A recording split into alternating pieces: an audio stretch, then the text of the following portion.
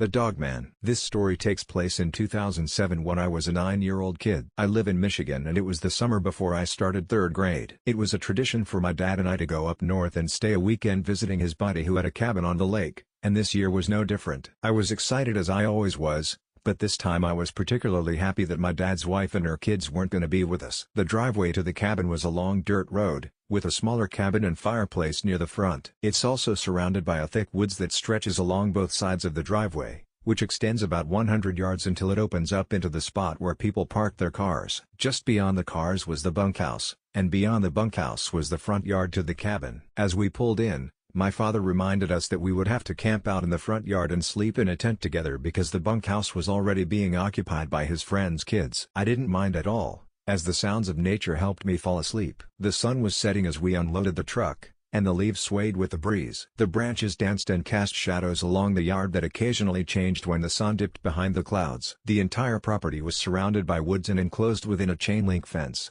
with the front yard having a gate that opened up onto the deck. Once you were on the deck, there was a table and grill to your left and a doorway to the cabin on your right. If you kept going, you'd go down 4 steps and come across the hot tub on the left and another doorway on the right, followed by the rickety wooden stairway that led down to the lake. After we said hi to everyone, my dad and I started pitching our tent. I glanced to the right and noticed there was a small clearing about 50 yards out in the woods. I didn't pay much attention to it, and we finished setting up the tent in no time. We then proceeded to join everyone for dinner on the deck, followed by a fire down by the lake. After a few hours of making s'mores, listening to everyone tell ghost stories, and watching some fireworks that were set off on the dock, I found myself exhausted from the trip and started saying goodnight to everyone. I gave my dad a hug goodnight and started heading up to the deck and out to the front yard. I unzipped the tent, crawled into my sleeping bag, and passed out. I don't know what time it was when I woke up, but I could hear my dad snoring lightly next to me, so I assumed it was well into the night. One thing I picked up on right away was that it was dead quiet outside. Instead of hearing the normal summer sounds that I'm used to hearing at night, there was nothing. There were no crickets chirping,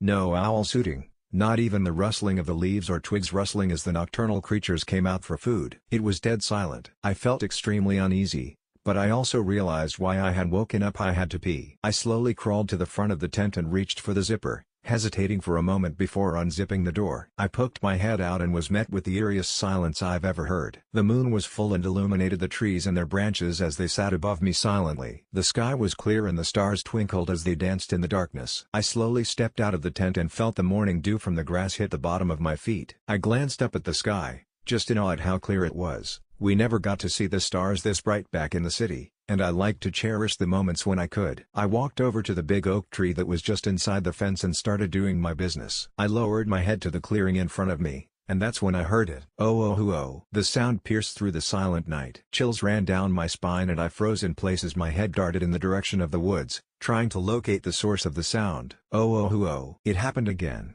This time it was echoed by a few more. What followed were the familiar yips of coyotes, and I was relieved when I saw them emerge from one side of the clearing and exit into the other. I stood there quietly as I observed the canines running and jumping through the clearing. When the last of them had disappeared, I tapped out the last of my business and glanced down to zip up my shorts. When I looked back up, I saw something I will never forget. There, in the clearing 50 yards away, was what looked like a coyote mixed with a human, and it was standing on its hind legs, looking right at me. It had pointy ears, thick dark fur, a snout that was snarling and revealing a set of wicked teeth, and its eyes were yellow-orange, staring straight into mine. The thing that terrified me most about this thing was its size. If I had to guess, it had to have stood around 8 feet tall. I was frozen stiff, but that quickly changed when the thing looked up and let out the most horrific scream I've ever heard. Nothing about it sounded human. I tripped backwards over my feet and dashed back into the tent, zipping it shut and diving under my sleeping bag. I then heard the grunt of a large animal, followed by the rattling of the chain-link fence,